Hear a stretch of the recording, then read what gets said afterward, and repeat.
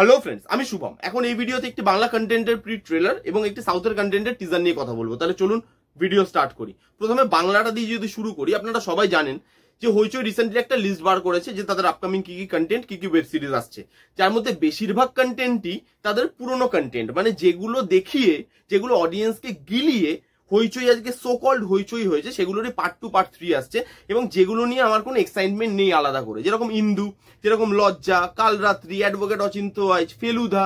তো এইগুলো নিয়ে আমার কোনো আলাদা করে এক্সাইটমেন্ট নেই। ইভেন যেটা নিয়ে আমার এক্সাইটমেন্ট ছিল, বাট তার ফার্স্ট লুকটা দেখার পর সেই এক্সাইটমেন্টটাও আমার চলে গেল, সেটা হচ্ছে ভোগ। সানডে সাসপেন্স যারা শোনেন মানে রেগুলারলি আমার মতো, তারা ভোগ বলে গল্পটা শুনেই থাকবেন, কারণ আপনি যদি সানডে সাসপেন্সের টপ 5টা গল্প বাছেন, তার মধ্যে ভোগ হচ্ছে একটা গল্প যেটা খুব পপুলার।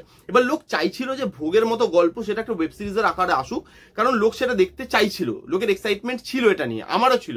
বাট তার যে পোস্টারটা বেরিয়েছে, যেখানে অনির্বাণদাকে দেখতে পাচ্ছি, পার্নোকে দেখতে পাচ্ছি, সেখানে মেন গল্পটা যারা শুনেছে সানডে সাসপেন্সে, তার সঙ্গে এই পোস্টারগুলোর মানে পোস্টারটা কোনো মিলিয়ে আপনি খুঁজে পাবেন না। মানে এটা কিভাবে তারা করবে আমি জানি না। মানে তার থেকে ভালো হতো যদি এই গল্পটাকে নাই ধরতো, তারা ধরেছে। এবার জানি না এটাকে কিভাবে ছাড়খাড় করবে, কারণ এটা নিয়ে আমার হাইপ ছিল।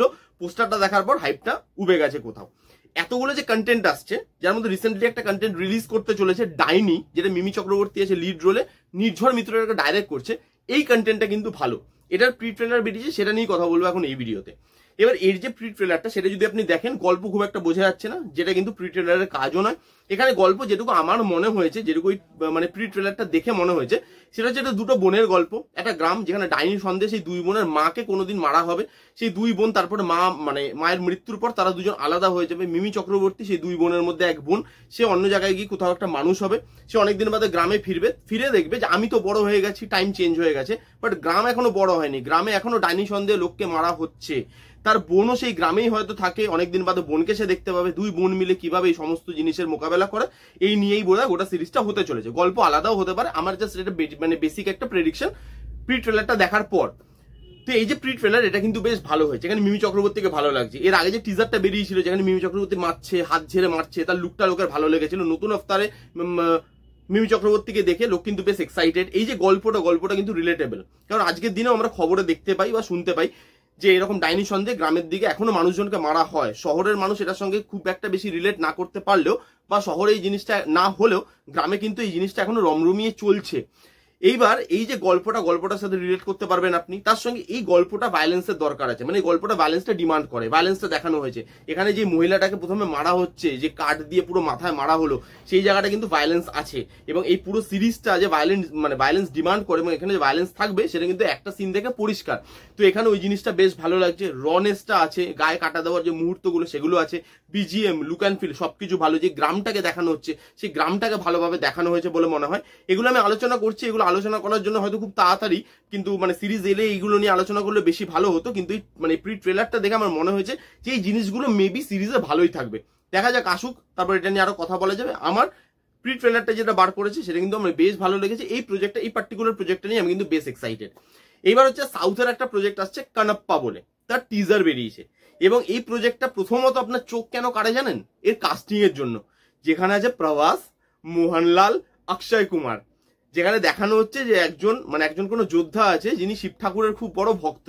এবার যখন ভক্তের বিপদ হবে, ভগবান তার পাশে কিভাবে এসে দাঁড়ায়, এই নিয়ে বোধহয় গল্পটা হবে। মানে এটা হচ্ছে বেসিক, আমি জাস্ট একটুখানি আপনাদের গিভঅ্যাওয়ে করলাম। গল্প অন্য হতে পারে এবং অনেক কিছু থাকবে এর মধ্যে, আই এম শিওর।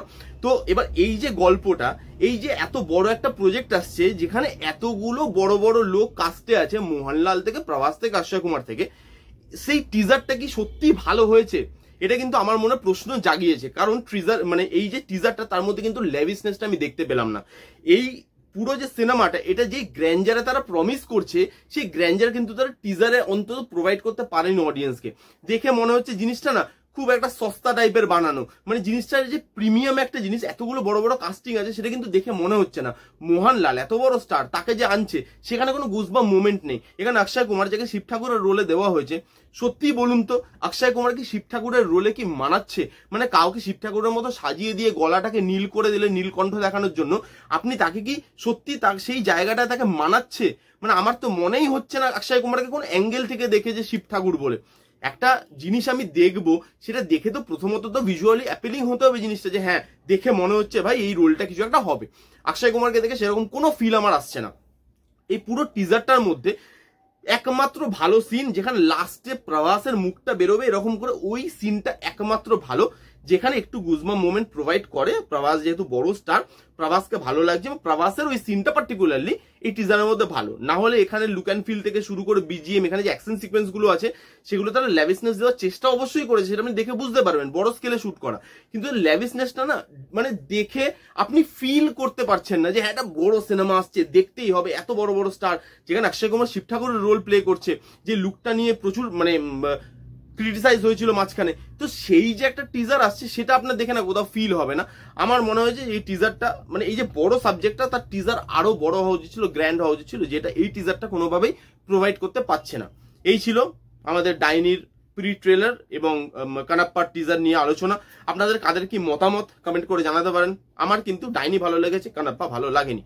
কেমন লাগলো ভিডিওটা জানাতে ভুলবেন না। ভালো লাগলে প্লিজ ভিডিওটা থামস আপ, লাইক করবেন, কমেন্ট করবেন, শেয়ার করবেন, চ্যানেলটাকে মাস্ট সাবস্ক্রাইব করবেন। দেখা হচ্ছে নেক্সট কোনো ভিডিওতে। ততক্ষণ bye bye, take care and be safe.